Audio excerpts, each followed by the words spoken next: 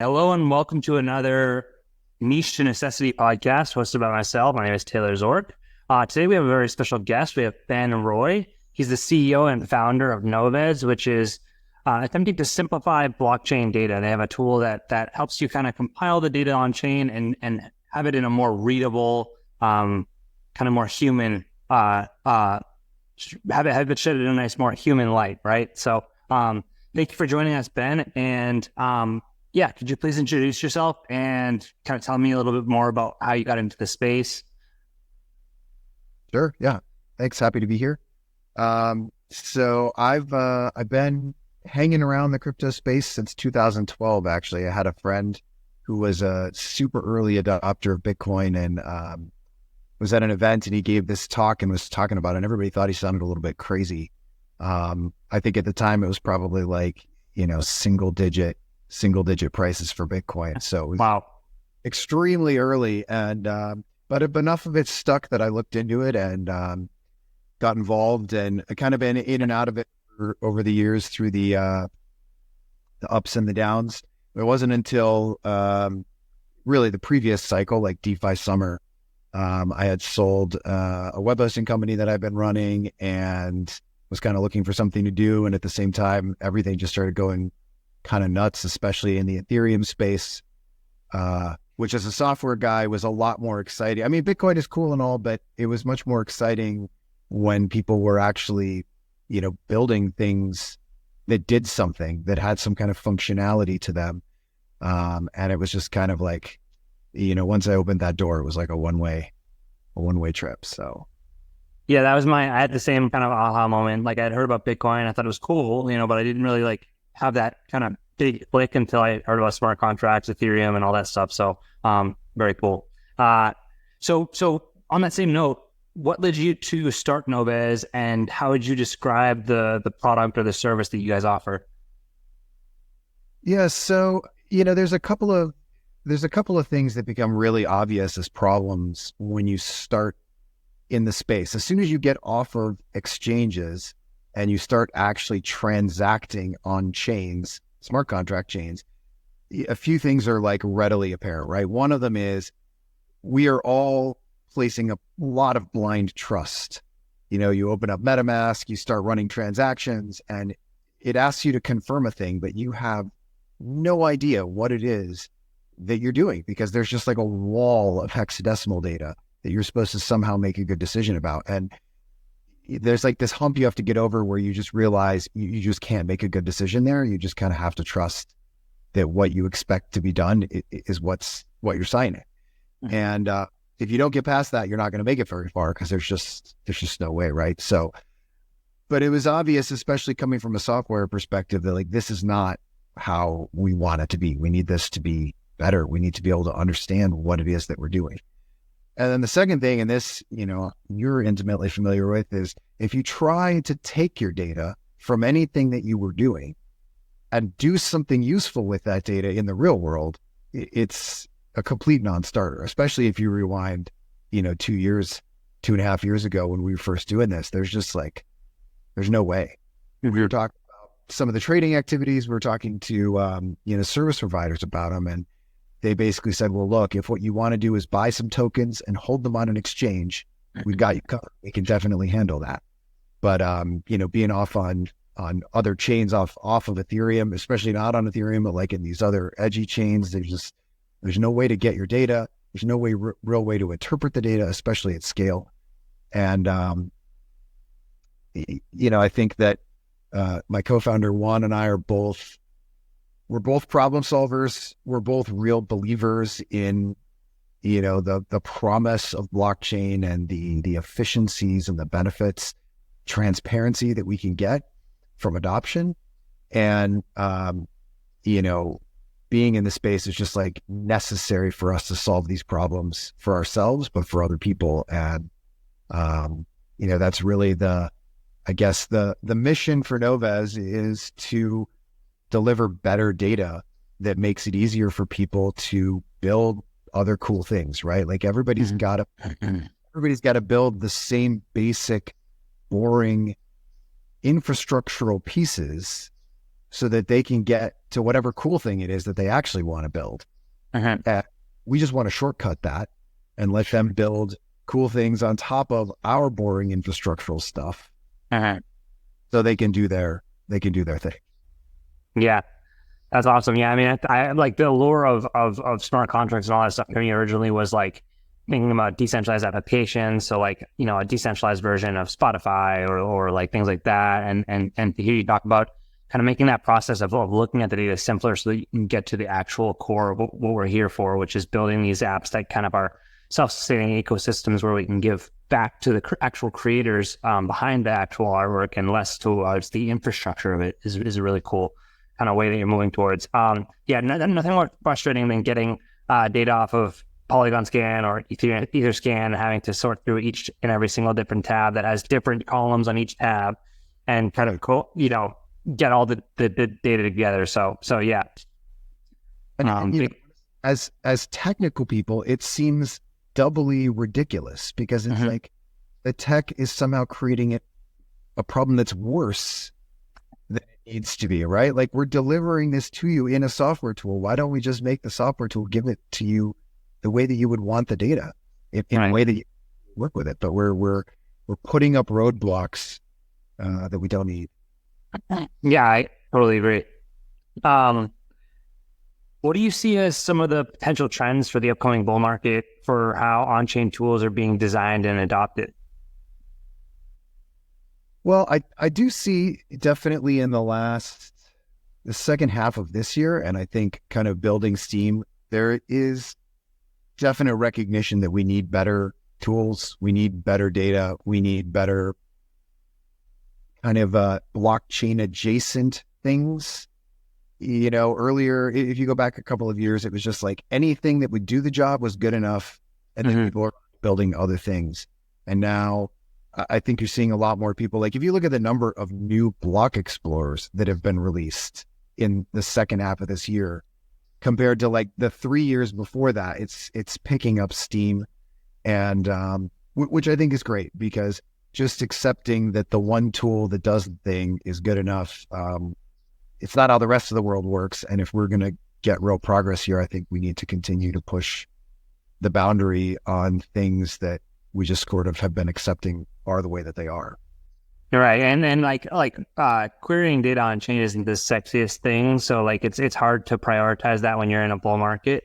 So it's kind of a blessing in disguise when we get these lulls, in the bear markets, where we can just build and focus on a thing that makes it more user-friendly, that improves the UI, the UX, and all that, so that we can bring more people on board. Because biggest challenge that I come against with educating people in this space is that the mystification that they have or that they've placed on digital assets, and really doesn't have to be that mystifying, right?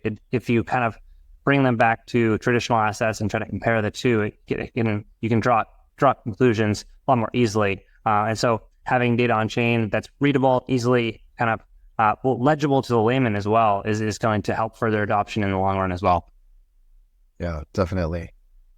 And so kind of, obviously your tool is helping people to read data on chain, right? And understand it better. And so obviously I think that it's a very nice function for organization, especially when you may have some people who are less literate in blockchain as well, to be using a tool like this.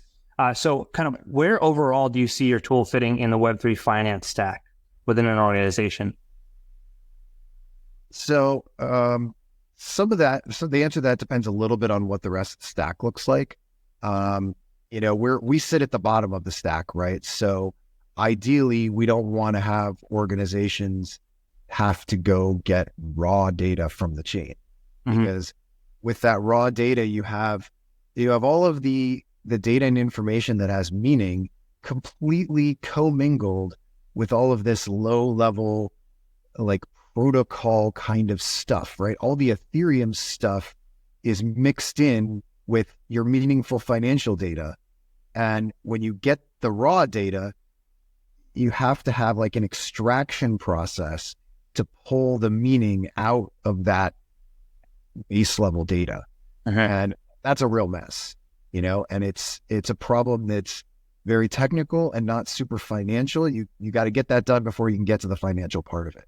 So, I think for us, we'd be happy to provide that data directly to organizations that want to work with it themselves, to be able to separate that out and just give them the data that has the meaning that they can work with. But also for people who use dedicated crypto blockchain type accounting or tax tools or things like that, we're working to build integrations with those so that we can bring better data into those places, because in general, those tools are solving the same problem. Like I said in the beginning, like everybody's got to solve that base level problem. Since it's the only thing that we do, we think we're pretty good at it, and providing a better, cleaner data stream into those softwares or directly into the hands of CFOs if they're working with it themselves, is just setting them up for success by having a better starting point. I think a really good example of what you're describing with kind of like having to extract the important stuff out of the data is something like having the block number included in the transactional data, where it's important for, validating that this transaction actually happened on chain. It is important. It's not unimportant data, but to someone in a finance stack, do they really need to know what block it came in? Not really. I mean, there may be instances where they do, but I mean, it's it just shows which batch it was processed within on chain, and as long as you have the timestamp or whatever like that, and you can kind of do your accrual accounting around that, you may not need the block number or things like that. So, and I think another good example is smart contracts that have enough time on chain for it to be very well known what they are, like the ETH USDC pool on Uniswap, for example. Having that as a name for that contract address rather than the string of alphanumeric code is more helpful, because it actually tells me more about what's going on rather than just having to guess at what that contract is or whatever. Yeah, definitely. I think, for us, we have a very broad kind of definition of, human friendly data, which is how we would term our data. And a lot of people kind of throw that around, but for us, it means not only producing something like what you just said, like tags and labels for things, for a summary sentence that says, hey, this is what this transaction was, which makes it literally easy for a human to read. But we also mean, the structure of the data underneath is easy to work with, whether that's in a spreadsheet or bringing it into a software tool or reviewing it in an audit or whatever. Having well-structured, normalized data makes for people to get their jobs done who have to actually work with that data. Yeah. If you're manipulating the data, like my previous example with Polygon scan or Etherscan or whatever, when you have to pull it from the different tabs, each tab has a different structure of how the data is laid out. And so when you have that kind of uniformity, you can then run those analytics on that data more easily, because it's already, the compiling of the data is already done. It's already clean. And yeah. Cool. Exactly. So what do you see as the main challenges for the average crypto CFO out there? Wow. Well, loaded question, I know. Look, I think it's fair to say that the crypto CFOs sort of are the dumping grounds for a lot of the problems. And it stems from the fact that, unlike a lot of other industries, so much of this is driven by developers, by technical people who are free to just innovate at the pace that they can write code and they can shove code out the door, right? Like there are no constraints on so many people just pumping things out, which is great. And which is breeding, a lot of innovation and a lot of new ideas and a lot of testing and trying things. But none of those people have one thought for the poor people who have to deal with the data streams that come out of this stuff that they're putting together, right? Mm-hmm. Yeah. And, I am not envious of people who are in that position. So I think for sure one challenge is just keeping up with what is being done in terms of even knowing, because there are new primitives and new ideas. And I think that, like you said earlier, a lot of those have an analog in the Web2 world or the old world or the accounting world or whatever you want to call it. But sometimes when there's a new Web3 idea, figuring out how that maps to the older ideas is a bit of a challenge. Uh-huh. And there's new things like that coming out all the time, right? So having to just kind of figure out how X or Y or Z thing applies into the books or how you're doing things seems like a huge problem.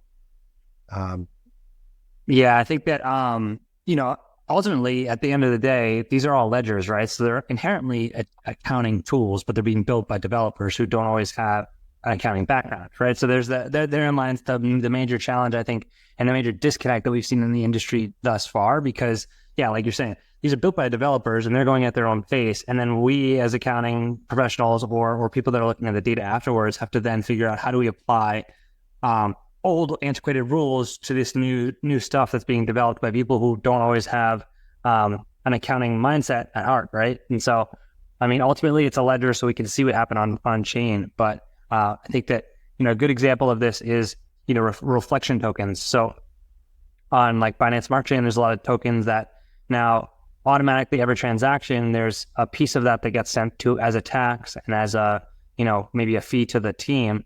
And you don't even see that on chain. You see it updated in the wallet balances of everyone on that is a holder of that token, but you don't see that happening on chain. So I had to do that with one client recently, and it's just a nightmare because you're having to basically take snapshots of the wallet balances and then true that up with off-chain transactions to update those balances to get them to plug basically. And so, it's a good example of like, okay, let's innovate, but we're not thinking at all about the accounting consequences of this. No. I also think that it's just trying to, especially as we see the explosion and expansion in chains, and now that we're moving to, people are building app-specific chains and micro roll-ups and things like this. As a CFO, trying to keep your arms around more and more and more sources of data is going to be an expanding problem as we go, because these things are going to pop up. People are building, development kits to make it easier and faster to launch your own microchains and things like this. And that's going to present an additional challenge. And then knowing whether you have, the further out you get, the less mainstream something is, the less good the tooling around those things is. And so your certainty that you have all of the data or the right data is going to go down as we get closer to the edges. But the thing is, the edges are going to be more and more where we are. So, and it's ever expanding too, right? It's, yeah. Very cool. Yeah, I think that it's an interesting, it's one of the reasons that keeps the industry interesting as well from a professional standpoint. That's why I love working in it. It's a challenge, but I like the challenge. And coming from cannabis industry, the cannabis industry was a cool niche to be a part of because there's a nice culture around. I think there's a nice culture around the cannabis, but outside of one real sentence in the Internal Revenue Code, there's not a lot to learn about with regards to cannabis. But that's what I love about crypto is that you could spend a lifetime learning this stuff, and you'll continue to learn more, and you'll continue to be presented with new challenges. So, very cool. So I'd love to get into kind of like what's on your roadmap. Like, what are you guys looking to add as functionality for your tools, and what do you see the project going in the future? Yeah, so we've got a lot of stuff actually. One thing is we're working hard to expand our perspective on chains, or where our coverage is on chains. We're currently on pushing 30 chains, but like I mentioned, we have this whole thing coming where the number of chains is just going to get really big, really fast. And so we're engineering hard for how we can cover those. And the way that our tool is built, we designed from the ground up to be able to run in a very kind of like just-in-time mode, as opposed to data tools which require that you start by indexing everything, and then you can go from there. We can kind of deploy and just go live, which I think is going to be increasingly, valuable as time goes on here. We're also working on a product that we're calling a data room, which is basically a kind of sits above where our current data tools are to help you organize all of your data and make sure you have all of your data together in one place, that it's at a very basic level reconciled. And it's not like an accounting tool or anything like that, but just to make sure that everything on the chain ties so that you know you have all of the answers. So if there were reflection tokens that you weren't accounting for, the balance wouldn't match. So you would know that there was missing and you needed to get. And that really puts your data kind of in your control, so that your organization's data or your customer's data, in one place that you can bring wherever you want to go with it. We're also ramping up our efforts to try to get involved with chains early on, because when new chains are coming out, or when they're launching rollups and stuff like that, they all have the same basic problems that they're dealing with on the data side, which is they need to be able to get their data off for accounting, for their own accounting, and for their ecosystem partners accounting. They need to put up a block explorer. They need to have wallets with functionality. And so we're working to try to get more involved with the chains so that we can help them get a data stack set up that starts them off in a great place, instead of trying to solve those in sort of like a lagging way. Yeah. Because that's a big challenge for new chains, and is having reliable data. And especially, without the funding to have people build that, again, it's a less, obviously it's an incredible, you couldn't have blockchains without the explorers, because you need to be able to validate what's happening on chain, right? But it's often lower on the totem pole because people don't find it as sexy. It doesn't pump the price like, an announcement of a partnership or something like that, where, people aren't going to like rave about how we got a new blockchain explorer, but it's fundamental to how this stuff works. So, we're the forgotten heroes, often the accountants and the data compilers and the query software and all that stuff, but we're important, I swear. Great. Well, thank you so much for your time today. I would love to kind of just finish off by asking, how can people learn more about you or get in contact with you regarding Noves? So you can check our website out. Is at noves.fi. You can find us on Twitter or on LinkedIn. I'm on there. Obviously, you can ping me there, or if you want to shoot me an email, I'm ben@noves.fi. I'm happy to hear from you. Awesome. Well, thank you so much, Ben, and really great to have you on the show. Yeah, thanks a lot. It was nice chatting with you. And one last thing, we're using Noves' data for our upcoming, or who actually just launched the trip around the cryptoverse. So we're using the data that Noves provides to help download the data off chain and compile things. So check that course out as well, and you'll get a firsthand look at the tool. So anyways, thanks again, Ben, and we'll see you later. Bye.